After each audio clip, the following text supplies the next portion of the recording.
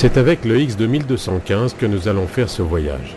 43 tonnes, 22 mètres 40 de long, il fait partie de cette série de 60 autorails X2200 aux formes anguleuses, construits de 1985 à 88 par les ANF, les ateliers du nord de la France.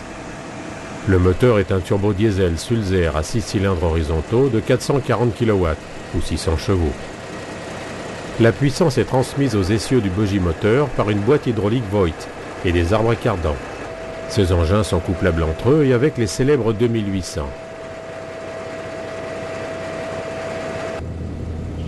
Leur aménagement intérieur comporte un grand compartiment de deuxième classe en deux parties de chaque côté des toilettes. Le compartiment de première, avec des sièges rouges, est séparé des secondes par des portes pneumatiques.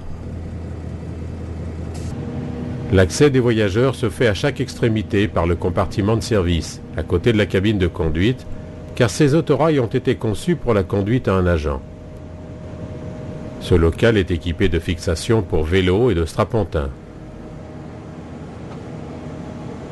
La cabine est assez réduite, mais fonctionnelle et bien aménagée. Le pupitre est ergonomique avec une disposition classique. De gauche à droite, on trouve les commandes de porte, le DAT, l'arrêt automatique, et dessous le pupitre de freinage avec les maneaux et les commandes. Au centre, le pupitre de traction, avec en haut les témoins lumineux, le contour du moteur, et devant les interrupteurs des éclairages, des phares et des auxiliaires. De part et d'autre, la manette de traction, et à droite, l'inverseur de marche. À droite du pupitre, l'enregistreur de vitesse et la radio sol-train. Il est 13h15. Nous devions partir à 12h37. Mais en raison d'une détresse en ligne du train venant de Turin, qui a de ce fait bloqué la ligne, nous partons avec près de 40 minutes de retard.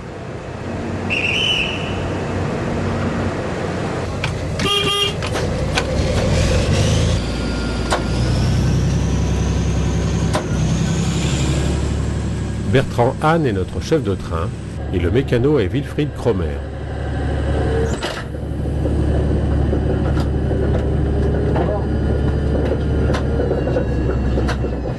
La vitesse en sortie de gare est limitée à 30. Wilfried réduit la traction.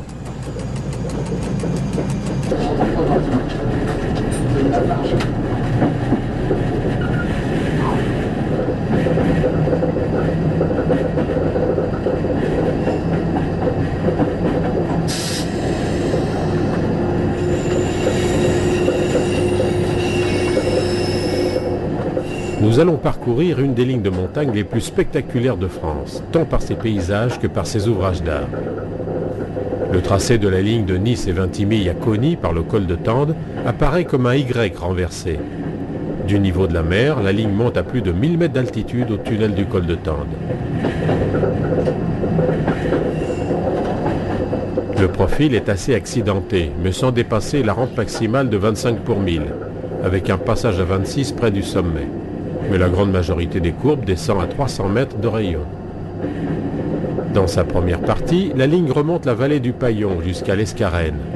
Puis après avoir franchi le grand tunnel du col de Brosse, elle redescend dans la vallée de la Bévéra à Sospel. Elle franchit le tunnel du Grazian et redescend vers Breil, à la jonction de la branche de Vintimille.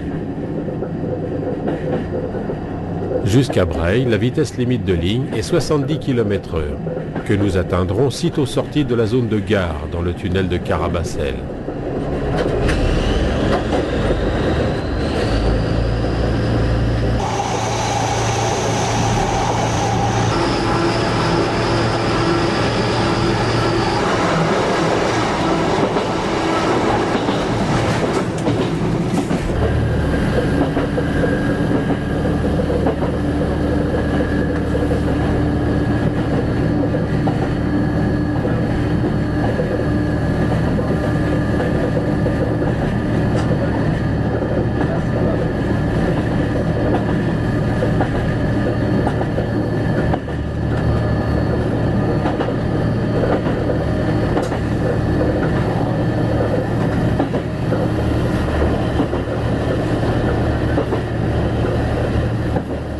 À gauche, la voie d'accès au faisceau de remisage des rames voyageurs et des TGV.